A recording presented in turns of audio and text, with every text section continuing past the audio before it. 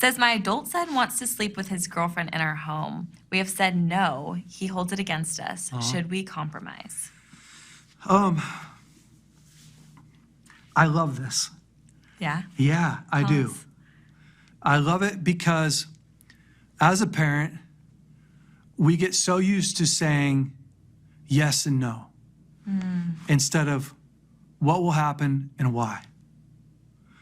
It's profound. Yeah. So what's the long-term effects of sleeping? Two things.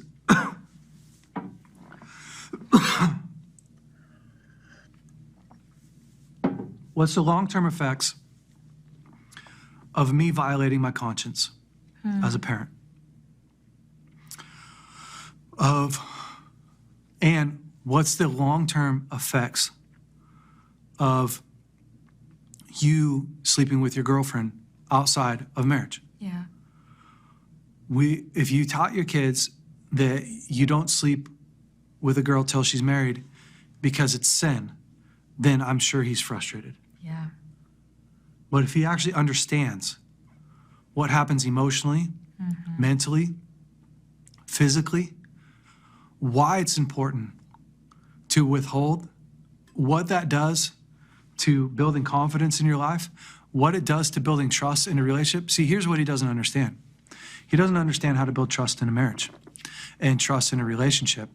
And he doesn't understand that delayed gratifications in his life is one of the best ways to build his life. It's also one of the only ways that she'll know if she could really trust him in marriage. Yeah.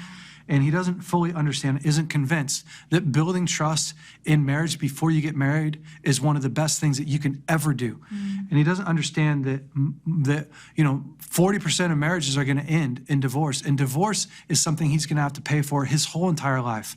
But he can mitigate that risk. He can mitigate that if he just can stick to his core values. He doesn't even have to have the same exact core values as you.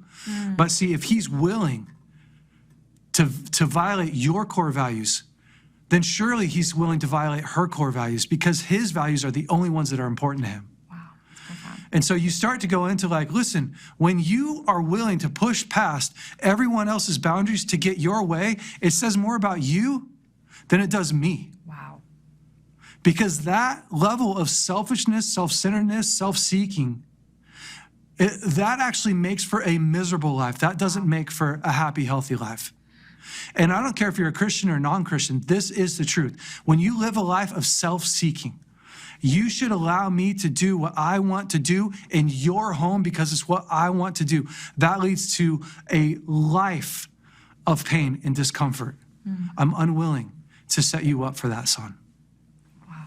Unwilling to do it. I'm also unwilling to look at myself in the mirror and to violate my conscience every day, believing that I'm setting you down a path of destruction.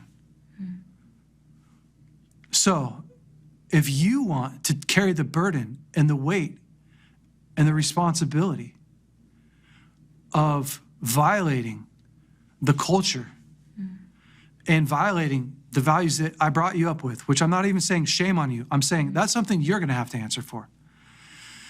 And knowing that this isn't the best way to build trust in a relationship.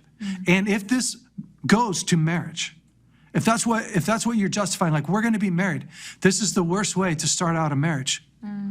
Because you can't start out a marriage and create a healthy foundation by going, I will learn how to restrain myself. I will learn how to restrain my temptations. I will learn how to put my needs aside to meet other people's needs once I'm married. It's the worst, hardest place to learn these lessons. So your son is building a foundation for his marriage that is rooted in selfishness and rooted in instant gratification. And he's going to get reap the the consequences for that. So all marriages, all life is a big math equation. That's all it is. In some grace from God. But the rest of it is a math equation. My wife trusts me. because I delay my gratification. My wife trusts me because I take ownership. My wife believes that I am worthy of love because I treat myself like I'm worthy of love. My wife, Lauren, believes that she can be open and vulnerable because I treat her like that. I handle her mistakes. I take ownership from it. It's just a big math equation. Yeah. This plus this equals this. And your son is not going to outlast, outlive, outmaneuver the odds. He's not going to beat that. But we think that we are when we're young. See, the other thing that he has to understand is that when we're young, our frontal lobe isn't fully developed. Yeah. And so we don't do cause and effect very well.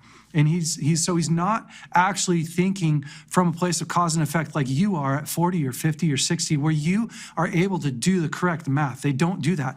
That's why, young people are way more prone to be in car accidents, or way more prone to jump off bridges and do stupid things. It's because they don't actually think rationally all the way through it.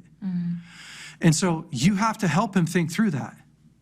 And I'll tell you, if you can't have this conversation with him this honestly if you don't love him and if it's not full of compassion. But I started having these kinds of conversations with my kids when they were really young. Why do you go to bed at 8 o'clock instead of 10, Elijah? I had that conversation with him at 11 years old. Why do you have to have a bedtime? Well, let's talk about it. Let's talk about the science behind it. Let's talk about what happens if you can't regulate your emotions well. Let's talk about if you don't get to sleep early enough, and then what happens in the morning. And I'm putting you on for, we got to get out of just saying yes and no. I'm the parent, you're the kids, and really have real reasons. So good. Yeah.